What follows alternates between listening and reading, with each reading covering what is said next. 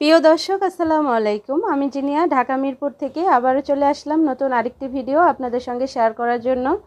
কাছে এবং দূরে, দেশ বা বিদেশ, যে যেখান থেকে আমার এই ভিডিওটি দেখছেন, আশা করছি সকলেই অনেক অনেক ভালো আছেন।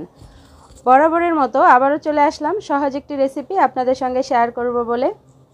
আমরা বাসায় অনেক ধরনের স্ন্যাক্স তৈরি করে থাকি, আর এই স্ন্যাক্সটা তৈরি করতে হলে বাজার থেকে আমাদের ব্রেড গামটা কিনে আনতে হয় খুবই চড়া দামে। তো আমরা যদি শুধুমাত্র 30 টাকা খরচে ঘরেই ব্রেড গাম তৈরি করে নিতে পারি তাহলে কেমন হয়। তো আজকে আমি 3 রকমের ব্রেড গাম তৈরি করেছি। আশা করছি ভিডিওটি আপনাদের কাছে ভালো লাগবে। ভিডিওটির কোনো অংশে ভালো লেগে গেলে একটি শেয়ার করে দিবেন। তো এখানে আমি একটু কালারফুল করে ব্রেড গাম তৈরি করেছি, আর এই ব্রেড গামগুলা আপনারা নর্মাল ফ্রিজে বা এমনিতেও রেখে 1 মাস পর্যন্ত সংরক্ষণ করে ব্যবহার করতে পারবেন কোনো রকম সমস্যা ছাড়াই। তো চলুন মূল রেসিপিতে চলে যাই কথা না বাড়িয়ে। এখানে আমি একটা ব্রেড নিয়েছি, এটা হচ্ছে 25 টাকা দাম। আর এই 25 টাকা দামের একটা ব্রেড দিয়ে আমি 2 রকমের ব্রেড গাম তৈরি করব। এখন এই সাইডগুলোকে আমি কেটে নিচ্ছি একটা নাইফের সাহায্যে। এটা কিন্তু ফেলে দিব না, এগুলাও আমরা ব্রেড গাম তৈরি করতে কাজে লাগাবো। তো আমি মাঝখানের সাদা অংশগুলো কেটে নিচ্ছি আর এরকম কিউব করে ছোট ছোট করে নিচ্ছি। এখন একটি ব্লেন্ডারের জারে দিয়ে এটাকে আমরা করে নিব, ব্রেড গামের জন্য ব্লেন্ড করে নিব। আর একেবারে কিন্তু মিহিস করা যাবে না, এটা একটু দানা দানা ভাব থাকবে, যেরকম আমরা দোকান থেকে ব্রেড গামটা তৈরি করি ঠিক সেরকম পরিমাণে। তো এই যে আমরা এরকম করে নিয়েছি, এটা কিন্তু একেবারে মিহিস হয়নি, এরকমই। তো এখনও কিন্তু কমপ্লিট হয়নি।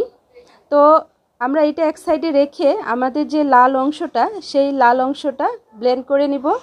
আর এর জন্য আমরা এগুলাকেও একটি ব্লেন্ডারের জারে নিয়ে নিচ্ছি।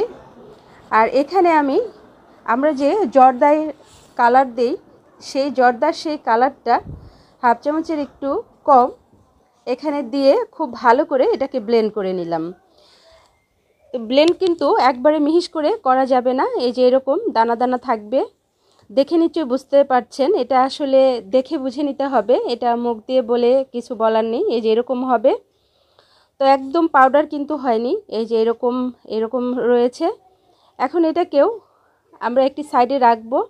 আর চুলায় একটি ফ্রাই প্যান একদমই লো হিটে গরম করে নিব।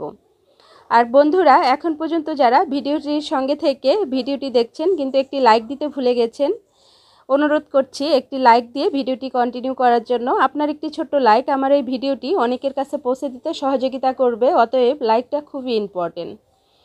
তো এখন আমি একদমই লো হিটে করে এটাকে প্রায় 50 থেকে 1 মিনিটের মতো, মানে 50 সেকেন্ড কি 1 মিনিটের মতো এটাকে হালকা একটু ভেজে নিব।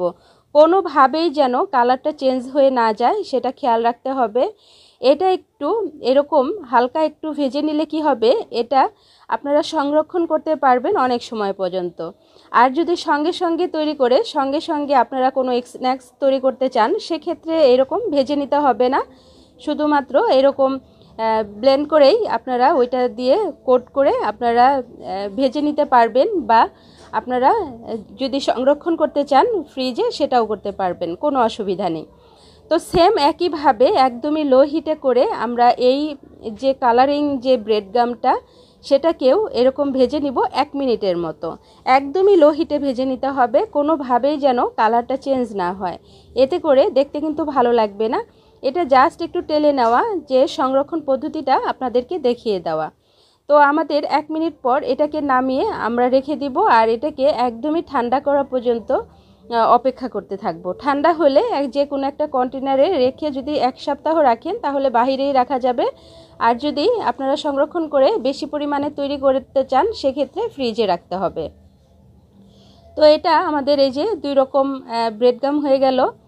আর এখন নিচ্ছি টোস্ট।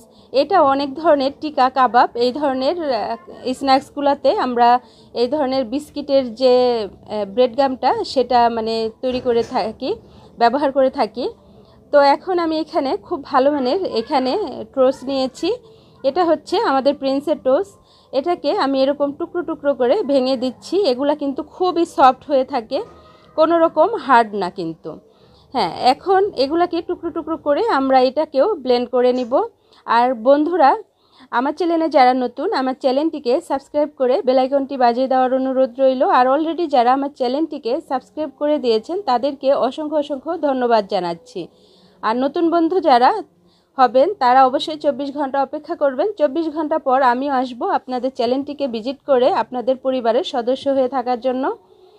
তো এখানে আমাদের এই যে এই ব্রেড গ্রামটাও রেডি হয়ে গেছে। এগুলাও কিন্তু একেবারে মিহিস হয় নাই, আপনারা দেখে নিশ্চয়ই বুঝতে পারছেন। এটা যতটুকু মিহিস হওয়ার দরকার ঠিক ততটুক হবে না, হালকা একটু সুজির মতো দানা দানা থেকে যাবে। তো হয়ে গেল আমাদের 3 রকমের ব্রেড গাম। এখন এটা দিয়ে যে কোনো স্ন্যাক্স রেসিপি আপনারা তৈরি করতে পারবেন।